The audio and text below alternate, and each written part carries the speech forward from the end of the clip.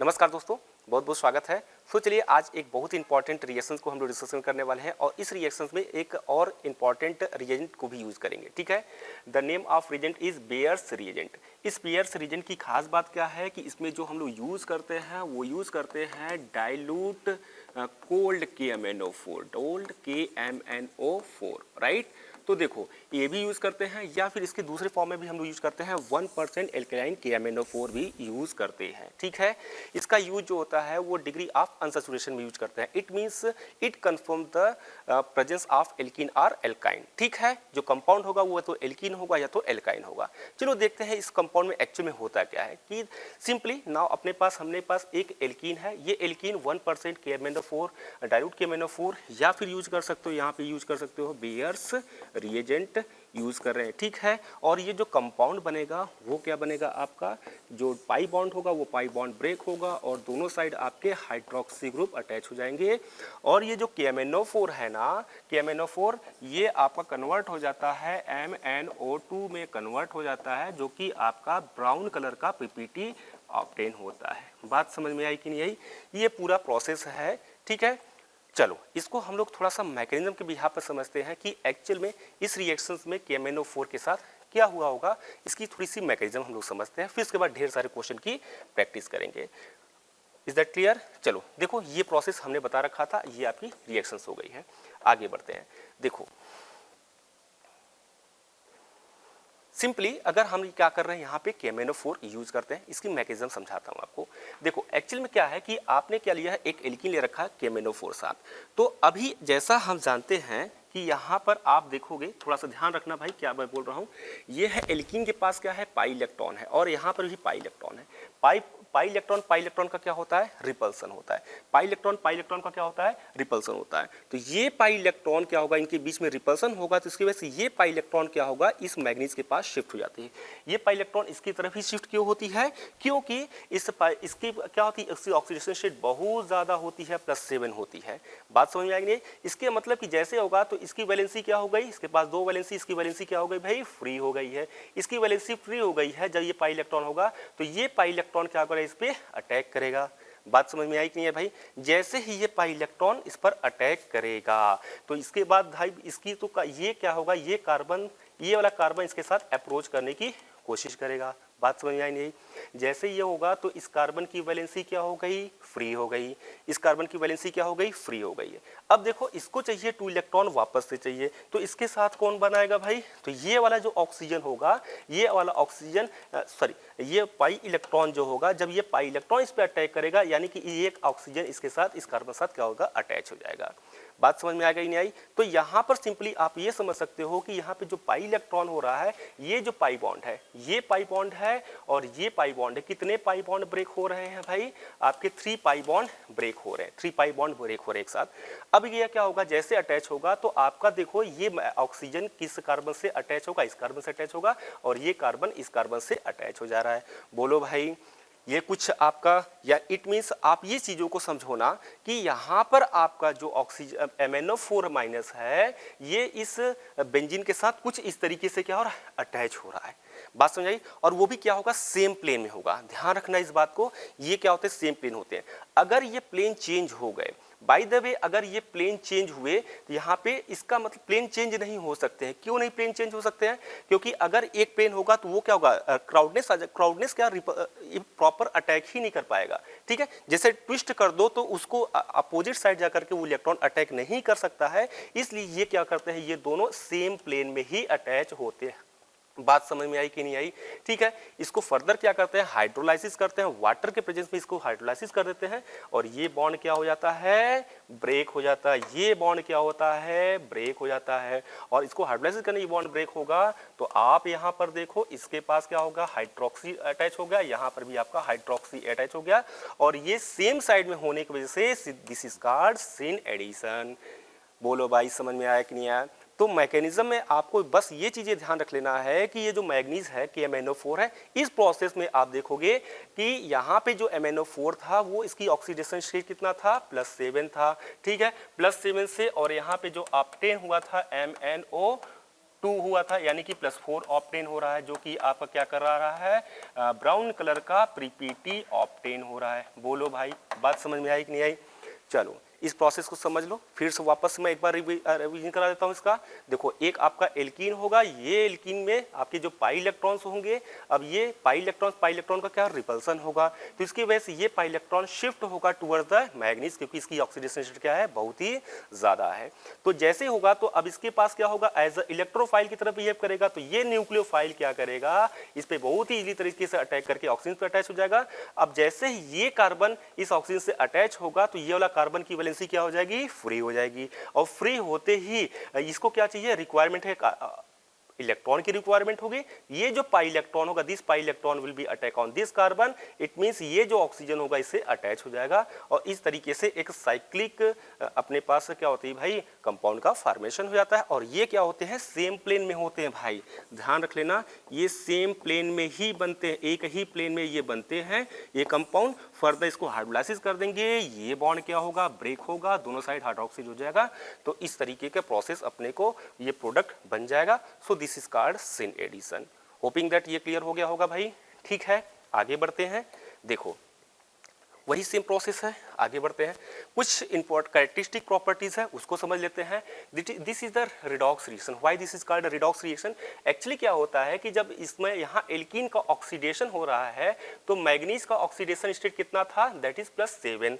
कितना था भाई, यहाँ पर मैग्नीज का ऑक्सीडेशन स्टेट आपको +7 देखने को मिला था, और ये जब रिडक्शन हुआ MnO2 में कन्वर्ट हुआ तो there oxidation state will be +4। It means manganese का क्या हो रहा है, मैग्नीज का खुद का क्या हो रहा है, रिडक्शन हो रहा है, और ऑक्सीडेशन एल्कीन का क्या हो रहा है, ऑक्सीडेशन हो रहा है।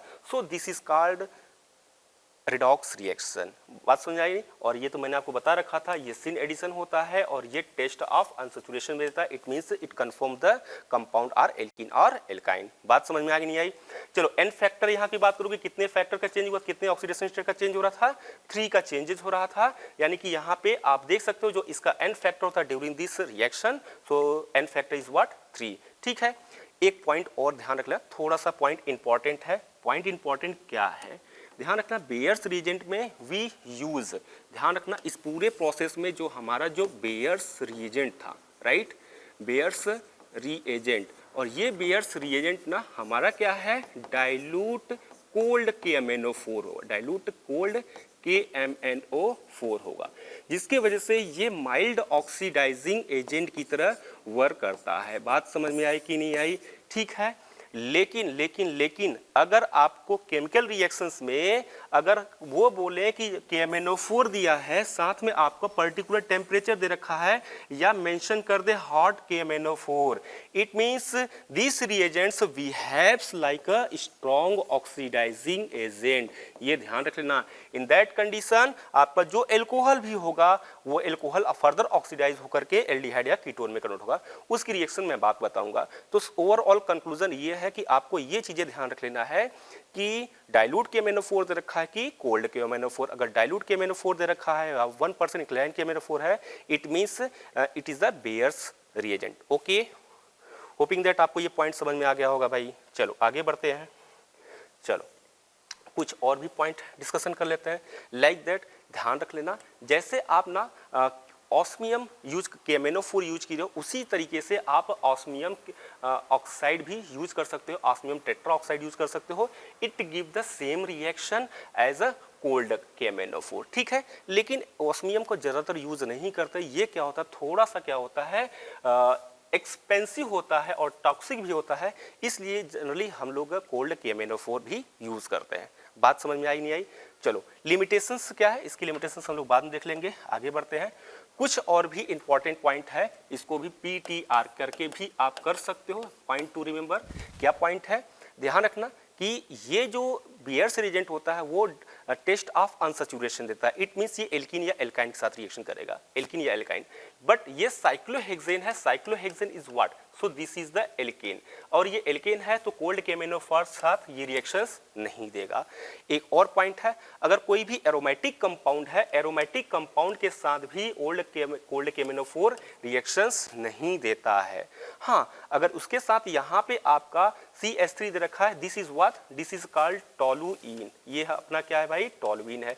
टोलुइन के साथ भी अगर हम लोग KMnO4 साथ रिएक्शन करते हैं, ये रिएक्शन नहीं देता। क्यों नहीं देता है? क्योंकि ये ओवरऑल क्या है, अपना एरोमेटिक कंपाउंड है। हाँ, बट नंबर वन थिंग, अगर हो सकता है टोलुइन के जगह पे अपना कुछ ये दिया होता, ठीक है, CH2CH2, भाई इसका कॉमन नेम क्या है?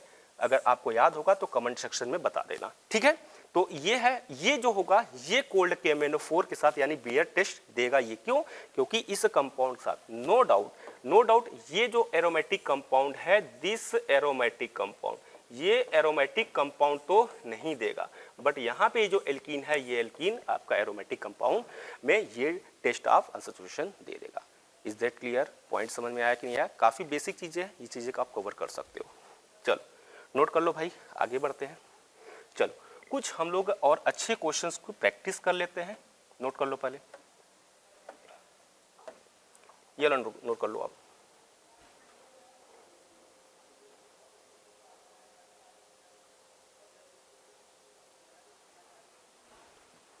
हो गया भाई नोट? चलो आगे बढ़ते हैं।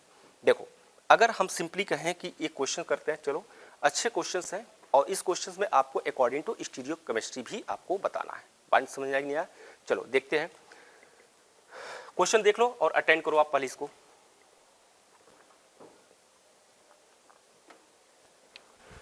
देखो अपने पास क्या दे रखा है, एल्कीन दे रखा है। ये सिंपली अपना क्या है, एल्कीन है, राइट? क्या ये एल्कीन दिख रहा है भाई आपका? वेरी गुड, बहुत बढ़िया। अब इसकी रिएक्शन किसके साथ कराते हैं? डाइल्यूट KMnO4 साथ कराते हैं, ठीक है, कोल्ड KMnO4 साथ कराते हैं। तो क्या प्रोडक्ट बनेगा? तो सिंपली एक आइडिया लग गया होगा कि सर यहाँ पे जो अपना साइक्लोहेक्सीन है ना, साइक्लोहेक्सीन की जगह पे ये तो मिथाइल ग्रुप ही है, और दोनों साइड अपना अटैच हो जाएगा। कौन? ये आपका OH अटैच हो जाएगा, ये OH अटैच होगा। तो ये तो सिंपल रिएक्शन था, बट अगर हम बात करें अकॉर्डिंग टू द स्टीरियोकेमिस्ट्री, तो ये सिन एडिशन देगा, यानी कि ये जो आपका हाइड्रोक्साइड होगा, ये हाइड्रोक्साइड किस पर अटैक करेगा? आइदर भी वेज पोजीशन पे अटैक करेगा या तो डैश पोजीशन पे अटैक करेगा। यानी कि there are the two possibilities. एक पॉसिबिलिटीज तो आपका बनता है कि दोनों हाइड्रोक्साइड किस पे अटैक करेंगे, एक तो आपका वेज पोजीशन पे करेगा, there the another possibilities is it will be attack on dash position. बोलो भाई, पॉइंट समझ में आया कि नहीं आया?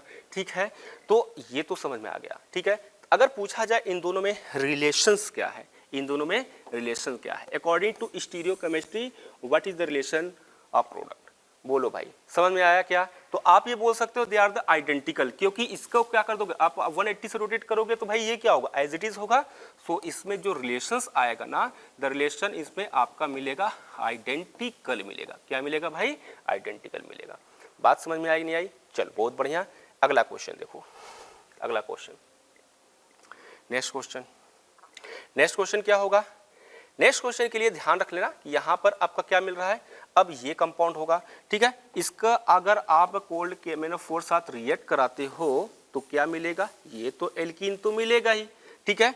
इट मीन्स जो अपना हाइड्रोक्सी ग्रुप होगा, हो सकता है या तो वे किस पर अटैक करे, या तो OH पे अटैक करे, या तो किस पर अटैक करे, ये आपका OH पे अटैक करेगा, या तो सर एक अनदर पॉसिबिलिटीज है। एक अनदर पॉसिबिलिटीज क्या है? The possibility is what? The possibility is कि ये जो होगा आपका, हो सकता है ये डैश पोजीशन पे अटैक करे। बोलो भाई, समझ में आया कि नहीं आया? डैश पोजीशन पे अटैक करेगा, यानी कि ये होगा। तो अकॉर्डिंग टू स्टीरियोकेमिस्ट्री आपको ये बताना है कितने प्रोडक्ट का फॉर्मेशन हो रहे हैं, कितने प्रोडक्ट का फॉर्मेशन हो रहा है, और वो जो प्रोडक्ट बन रहा है उसमें रिलेशंस बताना है कि दे आर द इनैंशियोमर और डाइस्टीरियोमर या आइडेंटिकल। ये चीज़ें आपको बताना है। तो इसका भी आंसर आप बताओगे, स्टीरियोमर इसका क्या है, ये आपको बताना है कमेंट सेक्शन में। बोलो भाई, और कितने प्रोडक्ट बन रहे हैं ये भी आपको बताना है। That is the number of product. बहुत ही ईजी है, थोड़ा सा ध्यान रखना। इसका आंसर मैं नेक्स्ट वीडियो में दूंगा।